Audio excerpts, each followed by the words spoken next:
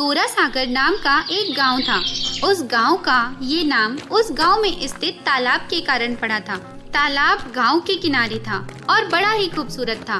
गांव के लोग तालाब से पानी भरकर लाया करते थे। वहाँ कुछ औरतें पानी भर रही थी तो गांव का बुद्धू वहाँ आया और उन्हें पानी भरते देखकर बोला, अरे दीदी, जरा मेरे भी मटके में पानी भर दो। अरे बुद्धू, लेकिन तुम्हारा मटका तो नीचे से फूटा हुआ है। हाँ तो क्या हुआ दीदी, पानी भरोगी तो वह गड्ढा भर जाएगा। इसी गांव में दो भाई अतुल और नकुल रहा करते थे। नकुल बहुत सीधा साधा था, वहीं अतुल बहुत तेज था। अतुल की पत्नी का नाम नीला और बेटी का नाम नम्रता था और नकुल की पत्नी का नाम कोमल और बेटी का नाम रानी था। उनके पिता के पास बहुत सारी जमीन जायदाद थी। पिछले कुछ दिनों पहले उनके पिता की मृत्यु हो गई थी। बड़े भाई होने के नाते अतुल ने सारी खेती बाड़ी और जमीनों के काम संभाल लिया और बेचारा नकुल अपने बड़े भैया की इज्जत करते हुए उनके खेतों में काम करता रहा। एक दिन अतुल गांव से लौट रहा था, तभी रास्ते में उसे बुद्धू मिला। बुद्धू अतुल को देखकर बोला, भैया मैं तो आपके खेतों की तरफ गया था। आपके खेतों में बहुत बड़े बड़े तरबूज लगे हुए थे। मैं एक तरबूज अपने घर ले आया ताकि उसकी सब्जी बना सकूं। अरे ओ बुड्ढे, ये तरबूज नहीं, ये कद्दू है। अच्छा, मुझे तो लगा ये तरबूज है। अच्छा ठीक है, चल अब तू जा। बुद्धू चला गया। तभी अतुल ने सामने से कुमार चाचा को आते हुए देखा। कुमार चाचा पास में आए और बोले, बेटा अतुल, तुम्हारे पिताजी तो अब नहीं रहे, लेकिन उनकी जितनी भी जायदाद है उसमें से कुछ के कागज मेरे पास पड़े हैं और अब समय आ गया है कि तुम दोनों भाई आपस में इस जायदाद का बंटवारा कर लो और एक दूसरे के साथ बराबर की जमीन बांट लो। अतुल कुमार चाचा की बात सुनकर मन में चिढ़ गया, लेकिन ऊपर से खुद को संभालते हुए बोला, हाँ कुमार चाचा, मैं भी यही सोच रहा था। अब जल्दी ही मैं इस जायदाद का बंटवारा कर लूंगा। अतुल घर आया और सोच में पड़ गया कि ऐसा क्या किया जाए जिससे छोटे भाई को जायदाद में हिस्सा नहीं देना पड़े। दरअसल अतुल बहुत लालची था और वह नहीं चाहता था कि उसकी जायदाद में उसके छोटे भाई को कोई भी हिस्सा मिले। अगले दिन से उसने नकुल के साथ बुरा बर्ताव करना शुरू कर दिया था। बेचारा नकुल चुपचाप अपने बड़े भाई की बात सुन लिया करता था। अतुल की पत्नी भी नकुल की पत्नी से बहुत बुरा बर्ताव करती थी, सारा काम उसी से करवाती। ऐसे ही कुछ दिन चलता रहा। एक दिन अतुल जब शाम को घर आया तो नकुल से बोला, देखो नकुल, मुझे लगता है कि अब हमारा साथ में रहना बहुत ज्यादा मुश्किल है, क्योंकि हम दोनों की बिल्कुल भी नहीं बनती। मेरे हिसाब से तुम्हें इस घर को छोड़कर चले जाना चाहिए। लेकिन भैया मैं जाऊंगा कहाँ? इसके अलावा मेरे पास और कोई घर नहीं है। पिताजी की जायदाद में मेरा भी तो हिस्सा है ना। देखो, हिस्से की बात तुम ना ही करो तो ज्यादा बेहतर रहेगा, क्योंकि हिस्से के लिए तो तुम्हें कोर्ट कचहरी से लड़कर इस जमीन को मुझसे लेना होगा, क्योंकि मैं तो तुम्हें एक फूटी कौड़ी नहीं दूंगा। और तुम इसके बाद कहाँ जाओगे ये तुम खुद सोचो। मुझे इसके बारे में बिल्कुल जानकारी नहीं है। बेचारा नकुल करता भी तो क्या, अपनी बीवी और बेटी को लेकर घर से निकल जाता है। उसे समझ नहीं आ रहा था कि वो कहाँ जाए। नकुल अपने परिवार के साथ तालाब की तरफ चल पड़ता है। तालाब के किनारे आकर वो थक कर बैठ जाता है। बारी बारी करके सभी उस तालाब से पानी पीते हैं। तभी उन लोगों ने देखा कि एक बूढ़ी अम्मा उस तालाब पर पानी भरने आई थी। बूढ़ी अम्मा अपने मटके को डुबाकर तालाब से पानी भरती है, लेकिन फिर उनसे वो मटका नहीं उठ पाता। उनकी कोशिशों के बाद भी मटका नहीं उठ रहा था। नकुल ने ये देखा तो वो आगे बढ़कर बोला, अम्मा जी, आपको ये मटका उठाने में दिक्कत हो रही है ना? क्या आपका कोई बेटा या बेटी नहीं है जो आपकी मदद कर सके?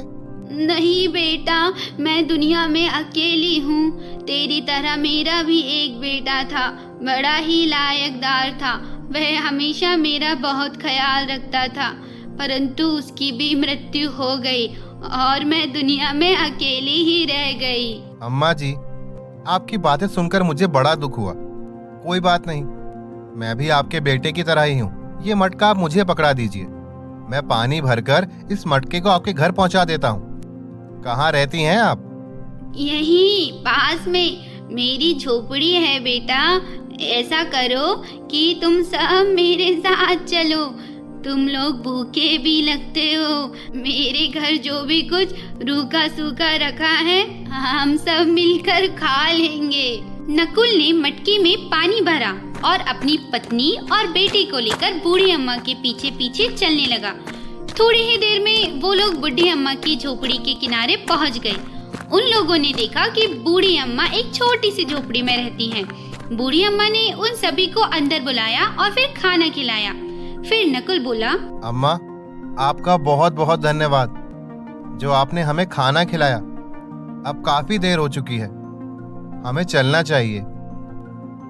बेटा, तुमने मेरे बारे में सब कुछ जान लिया है, लेकिन अपने बारे में कुछ नहीं बताया। अम्मा, क्या बताऊं? मेरे सगे भाई ने मेरे साथ बहुत बड़ा धोखा किया है। और फिर नकुल सारी कहानी बूढ़ी अम्मा को सुना देता है। बूढ़ी अम्मा सारी कहानी सुनकर बोली, नकुल बेटा, फिर अब तुम कहाँ जाओगे? ये तो मुझे भी नहीं मालूम अम्मा कि मैं कहाँ जाऊंगा। बेटा, अगर तुम बुरा ना मानो तो एक बात कहूँ, मेरा भी दुनिया में कोई नहीं। क्या ऐसा नहीं हो सकता कि तुम मेरे बेटे बनकर मेरे ही पास रुक जाओ? मैं बहुत बीमार रहती हूँ, मुझे भी तुम्हारी बहुत जरूरत है। नकुल बूढ़ी अम्मा की बात सुनकर वहीं पर रुकने का फैसला करता है। नकुल वहीं से रोज काम पर जाता है और जो कुछ कमा कर लाता है अम्मा के हाथों में दे देता है। और कोमल रोज सबके लिए खाना बनाती है। रानी भी अपनी दादी अम्मा की खूब सेवा करती है। कभी उनके पैर दबाती तो कभी उनसे बहुत सारी बातें करती। ऐसे ही दिन बीत रहे थे।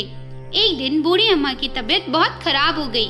फिर बूढ़ी अम्मा बोली, बेटा नकुल, तुम लोगों ने मेरी बहुत सेवा की है। शायद अब मेरे जीवन के दिन पूरे हो गए हैं। मैं तुम लोगों को आशीर्वाद देती हूँ कि मेरे जाने के बाद ये झोपड़ी तुम्हारे लिए जादुई सुनहरी झोपड़ी में बदल जाए। ऐसा कहते ही बूढ़ी अम्मा के प्राण निकल जाते हैं। वे लोग बूढ़ी अम्मा की मौत पर बहुत दुखी होते हैं और बहुत रोते हैं। फिर सभी मिलकर बूढ़ी अम्मा का अंतिम संस्कार कर देते हैं। रात काफी हो चुकी थी, वो लोग सो जाते हैं।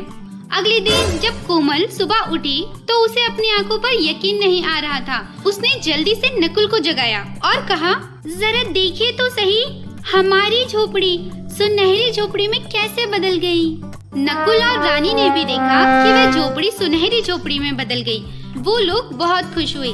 तभी रानी बोल पड़ी, पिताजी, ये झोपड़ी तो सचमुच सुनहरी झोपड़ी में बदल गई, लेकिन अब झोपड़ी में ये पुरानी चीजें अच्छी नहीं लग रही। आपको नहीं लगता यहाँ पर सारे फर्नीचर और सारा सामान सुनहरे रंग का और नया होना चाहिए? अब उन्हें ये समझने में देर नहीं लगी कि बूढ़ी अम्मा के आशीर्वाद से ही ऐसा हो रहा है। वो सभी बहुत खुश थे। फिर अचानक से नकुल को ध्यान आया कि उसे काम पर जाना है और फिर नकुल बोला, कोमल, अब मुझे काम पर चलना चाहिए। आखिर खाना खाने के लिए कमा कर भी तो लाना पड़ेगा ना। लेकिन नकुल के इतना कहते ही ढेर सारा स्वादिष्ट खाना वहाँ पर आ गया। ये देखकर रानी बोली, नहीं पिताजी, खाने के लिए कमाकर नहीं लाना होगा, बल्कि सुनहरी झोपड़ी से खाना मांगना होगा। सभी लोग रानी की बात सुनकर हंस पड़े। फिर उन लोगों ने पेट भर कर खाना खाया। इसके बाद कोमल बोली, अजी, मैं कह रही थी अब आपको इतनी मेहनत करने की जरूरत नहीं। हमारी झोपड़ी तो जादुई झोपड़ी है, क्यों ना हम एक खाने का होटल डाल लें।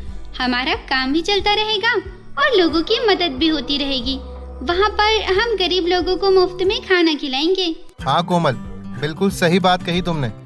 ए जादुई झोपड़ी, हमें कुछ पैसे दे दो ताकि हम अपना खुद का होटल बना सकें। ऐसा कहते ही जादुई झोपड़ी से बहुत सारे पैसे निकल कर आ गए। इसके बाद नकुल और कोमल ने मिलकर गांव के किनारे एक होटल खोल लिया। वहाँ वो गरीबों को मुफ्त में खाना भी खिलाया करते। एक दिन वहाँ पर एक आदमी आया जो कि काफी फटे पुराने कपड़े में था और आकर नकुल से बोला, अरे भैया, मैंने सुना है कि आप गरीबों को मुफ्त में खाना खिलाते हैं। जरा मुझे भी कुछ खाने के लिए दे दीजिए। पिछले 3 दिनों से मैंने कुछ भी नहीं खाया है। हाँ हाँ भाई, बैठ जाओ, मैं अभी खाना लगाता हूँ। नकुल उसे खाना परोसता है। फिर ध्यान से देखता है तो वो पहचान लेता है। वो कोई और नहीं उसका बड़ा भाई अतुल था। ये देखकर नकुल कहता है, अच्छा तो ये तू है नकुल। क्या बताऊं भाई, मैंने तेरे साथ जो बुरा किया ये उसी की सजा है जो मैं भुगत रहा हूँ। तेरे जाने के बाद मेरी पत्नी बहुत बीमार हो गई। उसके इलाज में सारे के सारे पैसे लग गए और जितनी बची हुई प्रॉपर्टी थी वो सब गांव के बेईमानों ने मुझसे धोखे से हथिया ली। मेरी पत्नी की मृत्यु के बाद ये सब देख मेरी बेटी को भी मुझसे नफरत हो गई और उसके बाद उसने अपने पसंद के लड़के से शादी कर ली और मुझे अकेला छोड़कर इस गांव से चली गई और मुझे अकेला छोड़कर यहाँ से चली गई। इस तरह मेरा सब कुछ बर्बाद हो गया। मैं बहुत अकेला रह गया हूँ। गांव वालों ने भी मुझे गांव से निकाल दिया है। मैं तभी से यहीं पर भीख मांगता हूँ और भीख मांगकर ही अपना गुजारा चलाता हूँ और रोज का खाना ऐसे ही खाता हूँ। मेरे भाई मुझे माफ कर दे। मैंने हमेशा तेरे साथ बुरा किया लेकिन फिर भी तूने अपने भाई होने का फर्ज अदा किया। अपने भाई की ये हालत देखकर नकुल बहुत दुखी हुआ। उसने अपने भाई को गले से लगा लिया और बोला, भैया कोई बात नहीं, आपका भाई अभी जिंदा है, आप मेरे साथ रहोगे, मैं आपको कभी कोई तकलीफ नहीं होने दूंगा। वो लोग बातें ही कर रहे थे तभी वहाँ बुद्धू आ गया और ये सब देखकर बोला, अरे तुम गले क्यों मिल रहे हो? लगता है गणेश जी का त्योहार आने वाला है।